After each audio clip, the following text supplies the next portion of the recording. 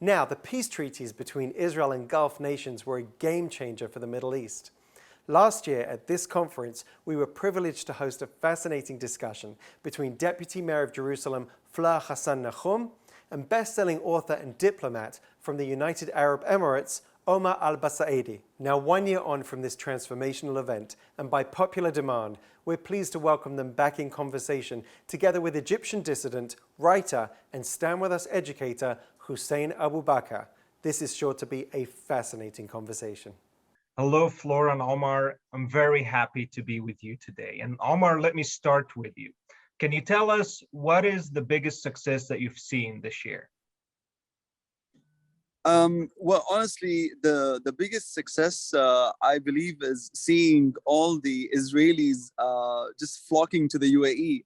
Everywhere you go, whether you're in the mall, on the streets, you go to the expo here in Dubai, you just hear Hebrew spoken everywhere. So I think for me, since the Abraham Accord was signed, it's truly, it's the vision is truly being realized by seeing people just openly coming to visit our country, and I think this is the dream come true for the leaders and the people in the region. So that's, I think, has been the biggest success in 2022, despite the pandemic.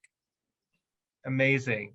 Flor, can you tell us some of the most significant milestones that were reached this last year? Well, first of all, it's wonderful being here, Hussein, with you, and of course, all the Stand With Us people, and always with my friend, Omar Al-Busaidi. We should honestly become a road show by now. Look, this year has been, if 2020 was the year of the signing of the Accords, I think 2021 was the year of laying down the infrastructure for a long-term, sustainable and warm peace. And Omar is absolutely correct. Israelis have been flocking there. I'm sorry, I apologize in advance. But ultimately, what we've seen is that people have developed deep relationships, friendships, business partnerships.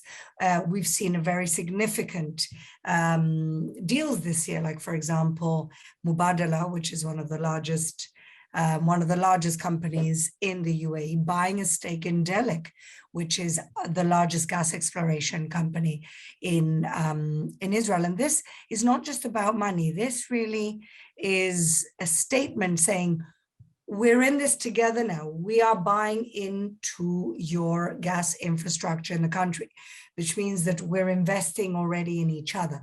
So Israelis are flocking there. There's relocation of Israelis now in the UAE. The Jewish communities are growing like nobody could have imagined.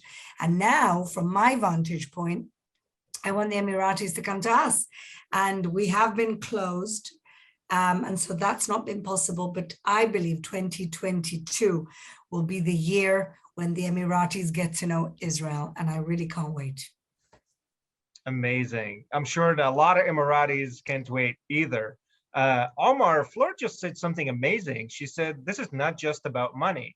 Does this mean that this is not just shared interests anymore, that Israelis and Emiratis are finding shared values? It's definitely beyond money and everything else. I mean, of course, when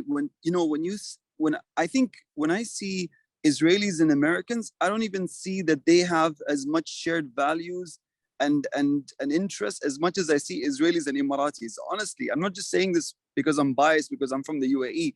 You feel the energy when you're on the ground. I mean, I met Flor. It was like I feel like she's literally like family, but we just did not connect, and we're just not talking all these years.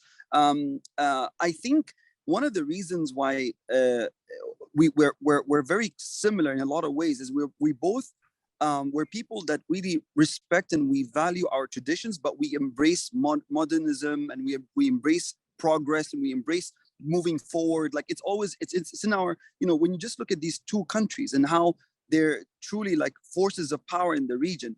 And that kind of attitude, I think, is the reason why the link and the connection between Emiratis and Israelis is very, very different from everywhere else. So I would even probably say between Emiratis and other Arab countries in the region. So that's the reason why I feel like the potential is still out there, and we're just scratching the surface. as Flor mentioned, very well said, that in 2021 we just laid out the infrastructure, and right now, when we pass through this phase with Omicron or God knows what other like variant is out there, we're really going to see a lot more of the connections taking place. I can tell you, Flor, from now, and I know Flor talks a lot about tourism and bringing people, attracting them to come to Jerusalem. I'm literally in a WhatsApp group. There's about 35 people already that signed up on this WhatsApp group called, and the group is called As-Siyaha Israel in Arabic, which is, tourism to or travel to Israel. And these guys are getting ready to pack up and travel to Israel. They're just waiting to take their jabs and fly over to Israel. So you're gonna Omar, see. you can tell them that when they get to Jerusalem, they'll get the red carpet treatment from me, okay? I agree. Okay, inshallah. Inshallah. That's amazing. Let me ask you, Flor, if we have listeners right now who are in America and they feel jealous and left out, and they want to feel some of the love, they want to be a part of this, what can they do?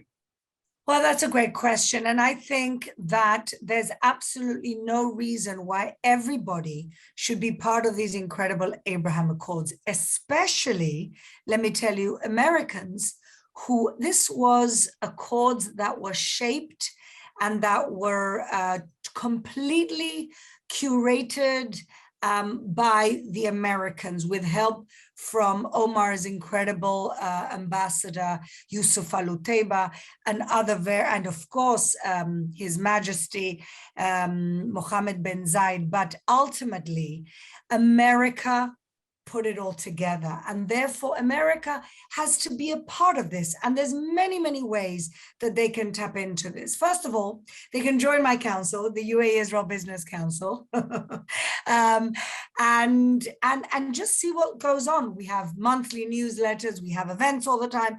Most of our events, because of COVID, have been virtual. Omar is part of another group called Sharaka, which also has a website and a platform. And if you're a woman, you can also join the Gulf Israel Women's Forum, where my good friend Aida Al-Busaidi, Omar's sister, is one of the founding members. And so there's many entry points to enjoy this relationship and to be a part of it. Really many entry points, and we welcome everybody. Yeah.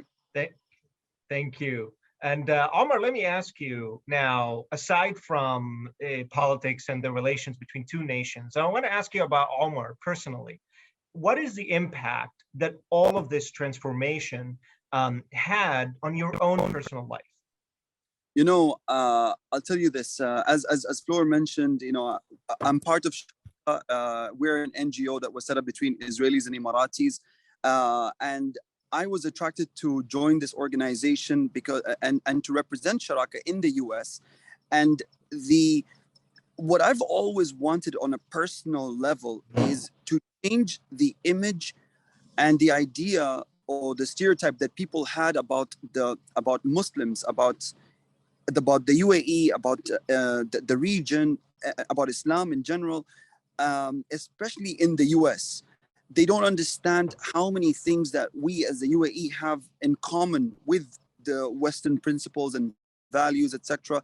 And being part of Sharaka and being part of engaging with the Jewish community in the US has allowed me to really transfer the message of what the UAE is truly about. And when I share the stories about Emiratis that speak fluent Hebrew, and when we take people on delegations through Sharaka to the US, people are absolutely overwhelmed. They don't understand. They couldn't believe these stories. They thought it was maybe just a myth. But when we're there showing them stories and showing them live examples of people who are now we have Emiratis studying in Israel, they're blown away. So for me, I'm finally happy that on a personal level, what I've always wanted to kind of communicate to the West, I'm able to do it today through the help of working with Israelis and through Sharaka. So this is how this whole the Abraham Accords has affected me personally. Amazing. And at the end, let me ask you, Flor, what do you see happening in 2022? What are you expecting? So, like I said earlier, if 2020 was the year of the signing and 2021 was the year of laying out the infrastructure, I think 2022, a year which hopefully will bring us back to normal in terms of travel and in terms of being able to just be free and out of lockdown and a pandemic, then 2022 will be the year of real normalization, the year where we see hopefully hundreds of thousands of Muslims from around the Gulf, UAE, etc., coming to Jerusalem, coming and doing what they dream to do, which is to pray in Haram al-Sharif, in Temple Mount, and us in Jerusalem to usher a new era of Muslim tourists that we've never really had. And at the moment, as part of my portfolio, I'm laying the infrastructure for that type of new tourism that we're very excited about. We're going to see much bigger deals. I think we're going to see government to government, real, very significant infrastructural energy deals continue. And I think that it's very, very exciting what we have ahead. And of course, what we also see in the background are the countries that are doing with us today under the radar normalization, the way that UAE for many years were doing under the radar normalization. So before the Abraham Accords were signed, we estimate there were a few hundred Israeli companies working in the UAE through third parties. And we're going to be seeing a lot of that with Saudi this year, hopefully Oman. I've already been approached by many, many people in Indonesia, which is not an Arab country, but it's the biggest Muslim country in the world. But I think that the world is discovering that the word we couldn't even say for so long, we are cousins and we can build a better region together. Thank Amen. you, Flor. Thank you, Almar. It was an absolute pleasure having you with us today. Thank you. Thank you for having Flor and I together. Please, we're waiting for 2023. Don't forget to invite us again. Hopefully, yes. Thank you.